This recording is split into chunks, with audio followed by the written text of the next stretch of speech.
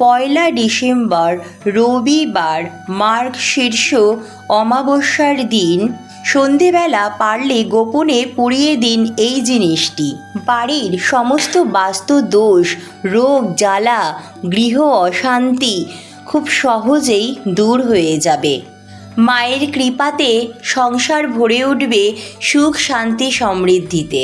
মা কালী সর্বদা অশুভ শক্তিকে বিনাশ করে থাকেন। তাই বন্ধুরা, অঘ্রাণ মাসের এই অমাবস্যা তিথিতে সঠিক নিয়মবিধি মেনে আপনারা যদি এই কাজটি করতে পারেন, তবে মা কালীর আশীর্বাদে আপনার পরিবারের কেউ কোনো রকম ক্ষতি করতে পারবে না। রাধে রাধে বন্ধুরা, আপনাদের সকলকে নতুন আরেকটি ভিডিওতে আরও একবার অনেক অনেক স্বাগত। আশা করি ঈশ্বরের কৃপায় আপনারা খুব ভালো আছেন এবং সুস্থ আছেন। বন্ধুরা, চলছে অগ্রহায়ণ মাস। এই অগ্রহায়ণ মাস ভগবান শ্রীকৃষ্ণ ও মা লক্ষ্মীর অত্যন্ত প্রিয় একটি মাস। ভগবান শ্রীকৃষ্ণ নিজেই বলেছেন, মাসে আমি মার্গশীর্ষ।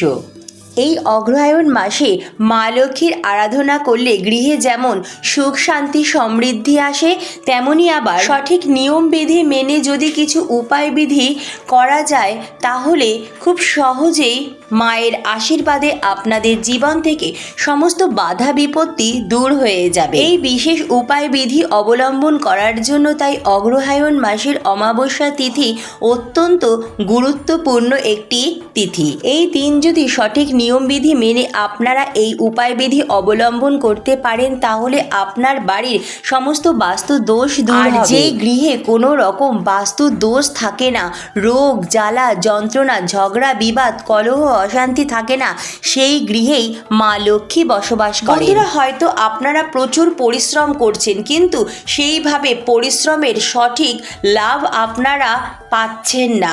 আবার হয়তো বহু অর্থ উপার্জন করছেন, কিন্তু সেভাবে অর্থ হাতে রাখতে পারছেন না। কোনো না কোনো কারণে হয়তো অর্থের অযথা অপচয় হয়ে চলেছে। তবে বন্ধুরা, বুঝতে হবে সেই গৃহে প্রচুর পরিমাণে নেগেটিভ এনার্জি অর্থাৎ বাস্তু দোষ রয়েছে, আর অবিলম্বে সেই বাস্তু দোষ আপনাকে দূর করতে হবে। তাই বন্ধুরা, অগ্রহায়ণ মাসের এই অমাবস্যা তিথিতে সঠিক নিয়মবিধি মেনে আপনারা যদি এই উপায়টি অবলম্বন করতে পারেন, তাহলে আপনাদের জীবন থেকে সমস্ত বাধা বিপত্তি তো দূর হবেই, তার সাথে সাথে অর্থ আগমনের নতুন নতুন পথও প্রশস্ত হবে। কিভাবে অগ্রহায়ণ মাসের অমাবস্যার দিন এই উপায়বিধি সঠিক নিয়ম মেনে আপনারা পালন করবেন এবং কি কি সতর্কতা অবলম্বন করবেন, তার সমস্ত কিছুই আমি আজকের ভিডিওটিতে বিস্তারিত আলোচনা করব। তাই বন্ধুরা, ভিডিওটি সম্পূর্ণ দেখার অনুরোধ রইল। সম্পূর্ণ ভিডিওটি দেখার পর কেমন লাগলো অবশ্যই কমেন্ট করে জানাবেন এবং কমেন্টে জয় মা কালীর জয় বা রাধে রাধে লিখতে একদম ভুলবেন না। ভিডিওটি ভালো লাগলে লাইক শেয়ার ও নতুন বন্ধুরা প্লিজ চ্যানেলটি সাবস্ক্রাইব করে পাশে বেল বাটনটি অন করে নেবেন, যাতে আমার পরবর্তী ভিডিওর নোটিফিকেশন খুব সহজেই আপনাদের কাছে পৌঁছে যায়। আর যে সকল বন্ধুরা অলরেডি চ্যানেলটি সাবস্ক্রাইব করে পাশে আছেন, তাদের অসংখ্য ধন্যবাদ। তো চলুন বন্ধুরা, আসা যাক মূল পর্বে। পঞ্জিকা অনুযায়ী অগ্রহায়ণ মাসের অমাবস্যা দিনটি পড়েছে বাংলার 15ই অগ্রহায়ণ 1431, ইংরাজির পয়লা ডিসেম্বর 2024 রবিবার দিন। অমাবস্যা তিথিটি লাগছে শনিবার, অর্থাৎ বাংলার 14ই অগ্রহায়ণ 1431, ইংরাজির 30শে নভেম্বর শনিবার সকাল 9:54 থেকে, এবং অমাবস্যা তিথি থাকবে বাংলার 15ই অঘ্রাণ 1431, ইংরাজির পয়লা ডিসেম্বর রবিবার সকাল 11:17 পর্যন্ত। তাই বন্ধুরা, পঞ্জিকা অনুযায়ী অমাবস্যা তিথির সময়ের হিসাবে অমাবস্যা নিশি পালন হবে শনিবার দিন রাত্রেবেলা। তবে অমাবস্যার ব্রত উপবাস আপনারা রবিবার দিনও পালন করতে পারেন। এই বিশেষ উপায়বিধিটি করার জন্য আপনারা শনিবার দিন সন্ধেবেলা বা রবিবার দিন সন্ধেবেলা যে কোনো একদিন করতে পারেন, কারণ দুদিনই অমাবস্যা থাকছে। চলুন বন্ধুরা, এখন জেনে নেওয়া যাক এই অগ্রহায়ণ মাসের অমাবস্যা তিথিতে এই বিশেষ উপায়বিধিটি করার জন্য কি কি জিনিস লাগবে। প্রথমত, এই উপায়বিধিটি করার জন্য আমাদের যেই উপকরণটি লাগবে সেটি রান্নাঘরের অতি প্রয়োজনীয় একটি উপকরণ, আর তা হলো তেজপাতা। প্রাচীন কাল থেকেই বহু ভেষজ গুণের অধিকারী এই তেজপাতা। প্রাচীন ভারতীয় অ্যারোমা থেরাপিতে এই তেজপাতার সুগন্ধ শরীর, মন, বাড়ির পরিবেশ এবং বাড়ির বাস্তুতে এক পজিটিভ এনার্জির প্রভাব বিস্তার করে। শুধুমাত্র রান্নাঘরেই তেজপাতার ব্যবহার সীমিত নয়। বাস্তুশাস্ত্র মতে তেজপাতার ধোঁয়ায় বাড়ি থেকে সমস্ত নেগেটিভ এনার্জি খুব সহজেই দূর হয়ে যায় এবং বাড়ির পরিবেশ শুদ্ধ ও পবিত্র হয়। এই উপায়বিধিটি করার জন্য আমাদের লাগবে 7টি নিখুঁত তেজপাতা এবং 5টি ফুলযুক্ত নিখুঁত লবঙ্গ। জ্যোতিষশাস্ত্রে নানা রকম উপায়বিধি ও টোটকার উপায় অবলম্বন করার জন্য লবঙ্গের অনেক ব্যবহার লক্ষ্য করা যায়। বাস্তুশাস্ত্র অনুযায়ী জীবনে সুখ, সমৃদ্ধি, অর্থ, সৌভাগ্য এছাড়াও জীবনের নানা রকম বাধা বিপত্তি কাটানোর জন্য লবঙ্গকে অত্যন্ত গুরুত্বপূর্ণ উপাদান হিসাবে মনে করা হয়। তাহলে বন্ধুরা, আমাদের এই বিশেষ উপায়বিধিটি করার জন্য লাগছে 7টি নিখুঁত তেজপাতা, 5টি ফুলযুক্ত নিখুঁত লবঙ্গ এবং 1 টুকরো বা 3 টুকরো কর্পূর। বন্ধুরা, মার্গশীর্ষ অমাবস্যা তিথিটি অত্যন্ত ফলপ্রদায়ী অমাবস্যা তিথি। এই বিশেষ তিথিতে পবিত্র কোনো নদী বা গঙ্গায় স্নান করা বা অসহায় গরিব দুঃখী ব্যক্তিকে কিছু দান করার অত্যন্ত মাহাত্ম্য রয়েছে। তাই বন্ধুরা, যদি আপনাদের পক্ষে সম্ভব হয় আপনারা এই দিন অবশ্যই পবিত্র কোনো নদী বা গঙ্গায় স্নান করুন এবং আপনার সাধ্য সামর্থ্য মতো অসহায় গরিব দুঃখী, অসুস্থ, বৃদ্ধ ব্যক্তি বা কোনো ব্রাহ্মণকে নিজ সাধ্য সামর্থ্য মতো অন্ন, বস্ত্র কিছু দান করুন। এই দিন আপনার গৃহে আসা কোনো অসহায় ব্যক্তিকেও খালি হাতে ফেরাবেন না এবং আপনার গৃহে যদি কোনো অবলা জীবজন্তু আসে তাদেরও কিন্তু কিছু না খাইয়ে ফেরাবেন না।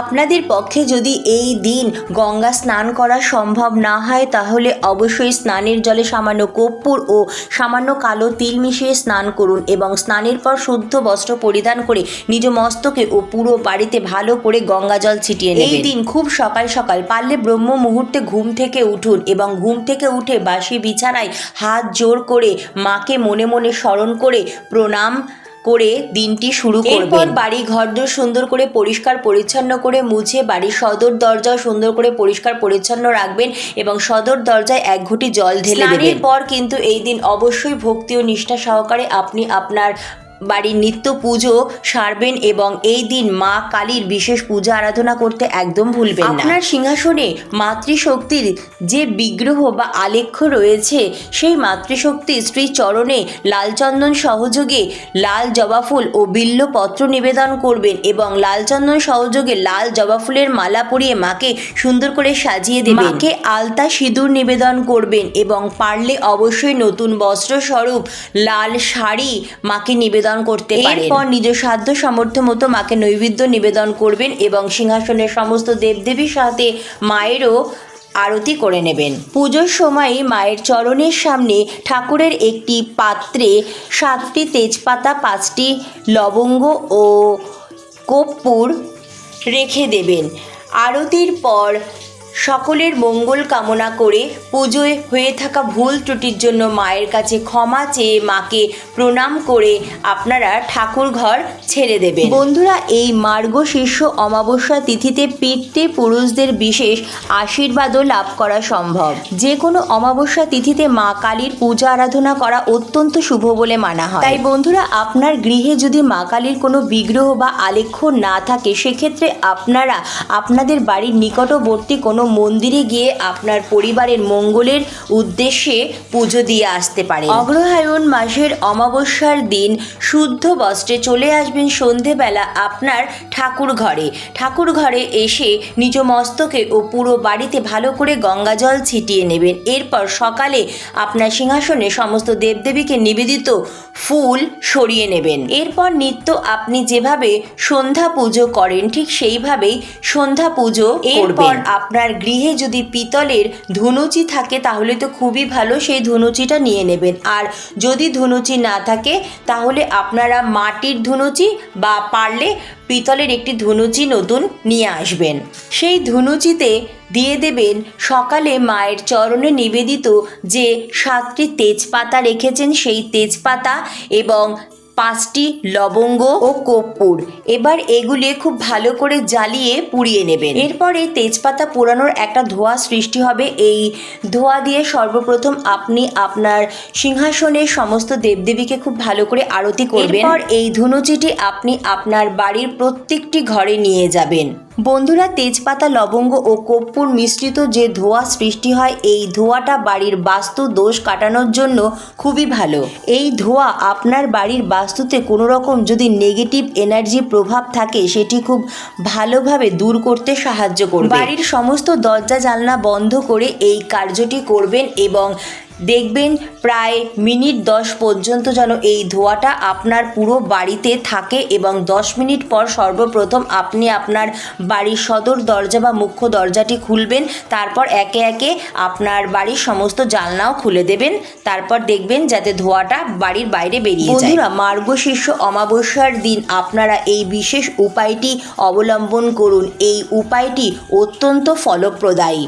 বন্ধুরা, আপনাদের গৃহে যে প্রচুর পরিমাণে বাস্তু দোষ রয়েছে আপনারা বুঝবেন কি করে? আপনারা প্রচুর পরিমাণে হয়তো পরিশ্রম করছেন, সেভাবে কোনো সফলতা অর্জন করতে পারছেন না। পরিবারের সদস্যের মধ্যে সব সময় খিটিমিটি, মনোমালিন্য, ঝগড়া বিবাদ, কলহ অশান্তি লেগেই রয়েছে। বা আপনি বাড়িতে কোনো শুভ অনুষ্ঠান বা পুজো পাঠ করতে চাইছেন, তাতে বাধা সৃষ্টি হচ্ছে। তাহলে বন্ধুরা বুঝে নেবেন আপনার গৃহের বাস্তু নেগেটিভ এনার্জিতে প্রভাবিত। তাহলে বন্ধুরা, এই বিশেষ উপায়টি আপনারা পরপর 3টি শনি মঙ্গলবার করতে পারেন, অত্যন্ত ভালো ফল পাবেন। তবে বন্ধুরা, বিশেষ কিছু সতর্কতাও কিন্তু অবলম্বন করতে হবে। এই যে উপায়বিধি করার জন্য আমি যে সমস্ত উপকরণের কথা বললাম সেগুলি আপনাদের রান্নাঘরে থাকা সত্ত্বেও আমি বলবো আপনারা বাজার থেকে নতুন কিনে নিয়ে এসে তারপরে এই উপায়বিধিটি করুন।